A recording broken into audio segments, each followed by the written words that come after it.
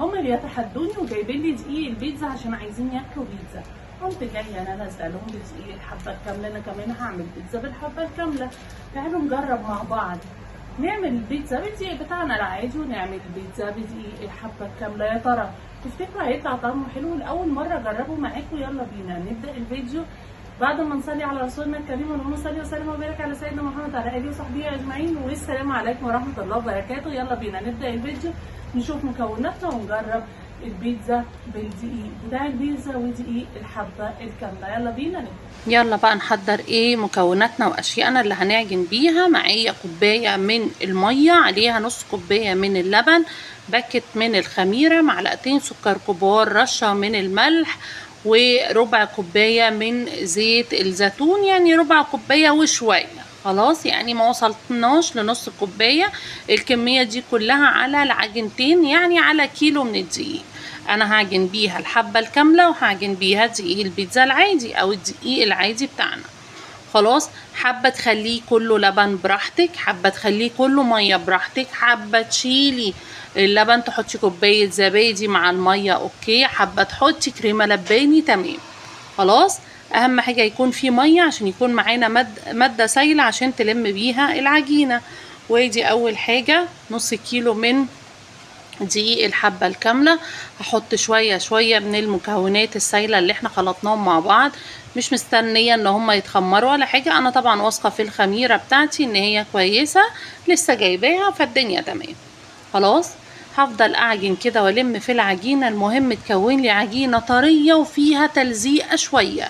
انا عايزة العجينة تبقى ملزقة شوية عشان تاخد وتدي معايا ايه في الفرد. وعايزه اقول لكم ما شاء الله ما شاء الله ان دقيق الحبه الكامله ما خدش مني ثواني وكانت العجينه اتلمت. مش محتاجه عجان، مش محتاجه اي حاجه خالص. انا عندي عجان بس ما استخدمتهوش والله، قدامكم كده زي ما انتم شايفين. خلاص لميت العجينه ونعمتها وخلاص ايه هسيبها ترتاح. برضو انا مش محتاجه العجينه تتخمر. خلاص، ودي برضو يعني ده ازيد من نص كيلو شويه. خلاص، وبرضو هنزل عليه بباقي المكونات السايلة بتاعتي وهعجنها. خلاص كده زي ما انتوا شايفين برضو نفس الموضوع. انا عايزة عجينة تكون طرية وفيها تلزيقة شوية. هنا حسيت ان هي محتاجة شوية مية فزودت لها شوية مية، مفيش اي مشكلة خالص. بس كده بصوا، الموضوع مش هياخد منك من 5 دقايق ل7 دقايق عجن. خلاص، انا هنا حسيتها ايه ان هي بتلزق في ايدي، فرشيت بس ايه اقل من معلقه كده من الدقيق على ايديا عشان اعرف ايه اعجنها كويس وتتلم ايه معايا. والله ما شاء الله برضو ما خدتش حاجه، بس يمكن الحبه الكامله اتعملت اسرع منها. انا بقول اهو الصراحه الحبه الكامله اتلمت بسرعه والدنيا كانت تمام. بس برضه هحطها كده في بوله واغطي عليها وهسيبها ترتاح. نلم بقى كل الحاجات دي من على الرخامه وتعالوا نعمل حشواتنا. انا هعمل الحبه الكامله بالايه بالتونه، فمش هنعمل لها حشوه.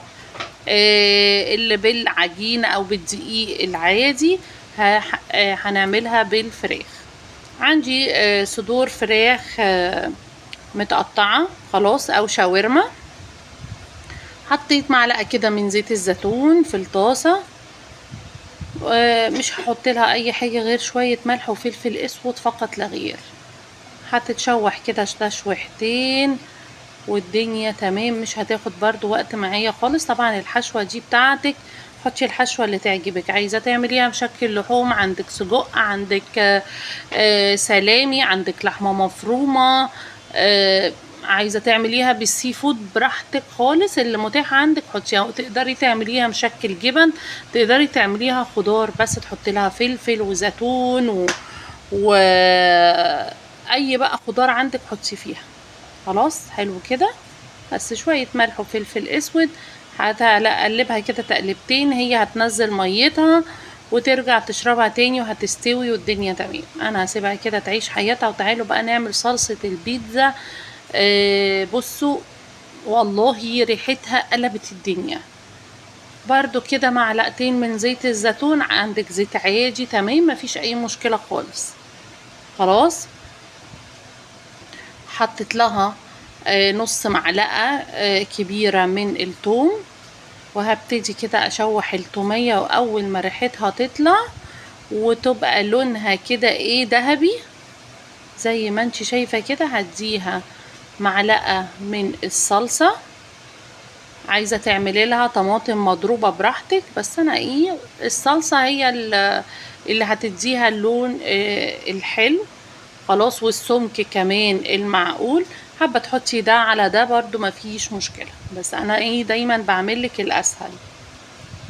وحطيت لها معلقة كبيرة من الزعتر، ولو عندك ريحان كمان حطي شوية ملح وشوية فلفل اسود فقط لا غير. وهسيبها بقى ايه تتسبك كده على نار هادية مع نفسها. ويلا بينا بقى ايه نبتدي نحضر البيتزا بتاعتنا. الصواني بتاعتك بقى ايه اللي موجود عندك، صينية عادية صينية بيتزا مفيش مشكلة. انا الصواني اهي عادية عندي، سورها بس صغير.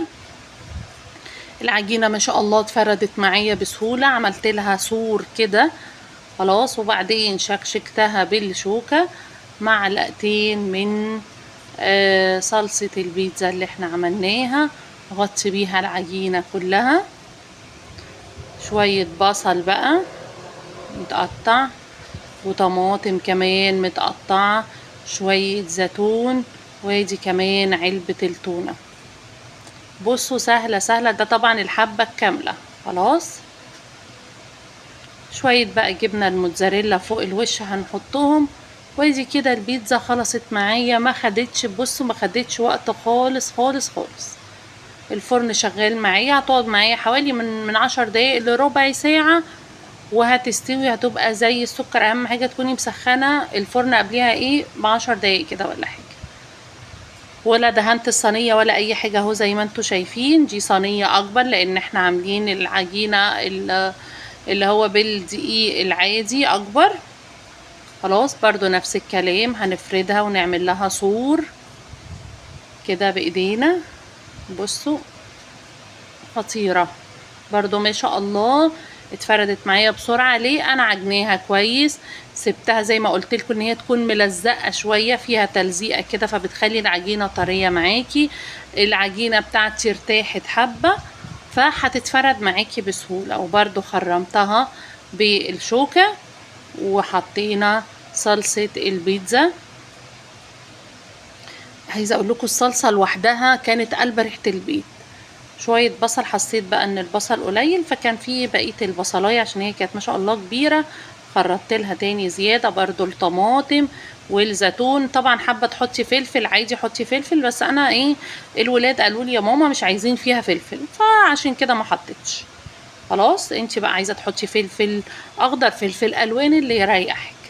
ودي الفراخ برضو اللي احنا عملناها، والجبنة الموتزاريلا فوق الوش. وبرضو هدخلها الفرن، ما بنشغلهاش شوايه خالص، هي ما بتاخدش اكتر من 10 دقايق لربع ساعه في الفرن، وهتطلع زي السكر بجد حلوه قوي قوي قوي، ما خدتش وقت خالص.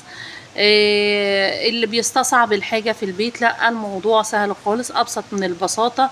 مش محتاجه عجان، مش محتاجه حاجه. لو انتوا 4 أفراد في البيت هتعملي بيتزتين كده، واحده كبيره وواحده وسط، هتكفيكوا وهتشبعكوا كمان. مش هتاخد منك وقت خالص، لا محتاجه وقت ولا مجهود ولا عجان ولا اي حاجه. انا عندي العجان وما استخدمتوش، عجنتها بايدي قدامكم.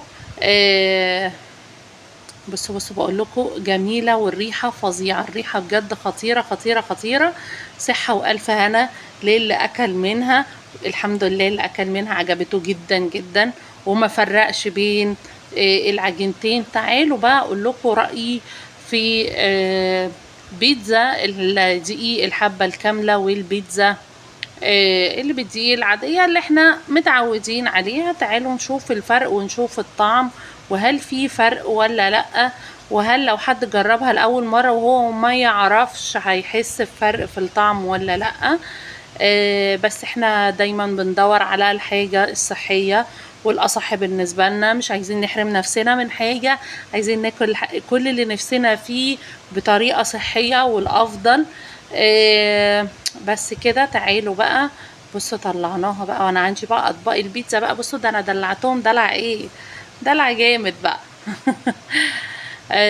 عايزه اجيب، لازم اجيب صواني البيتزا، لان هي صراحه عذبتني شويه ان انا اطلعها عشان الصينيه سرعه عالي. فانا كان عندي ويعني كان نوعهم مش افضل حاجه فرميتهم.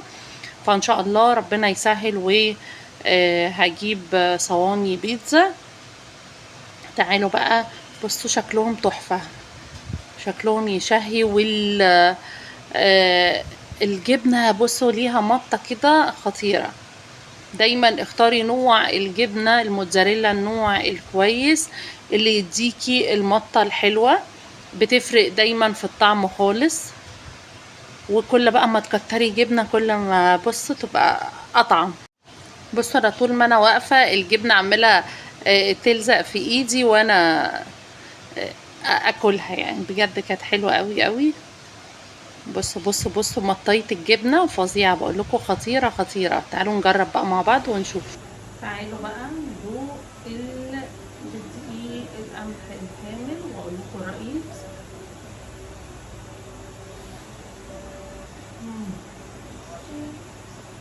حلوة لكن لا انا اديها 9.5 من 10. لا حلوة عادي. انا حاسة ان في ادوق عشان اقيمها. حاسة في فرق في الطعم قوي، بس طعمها حلو، انا متقبلاه.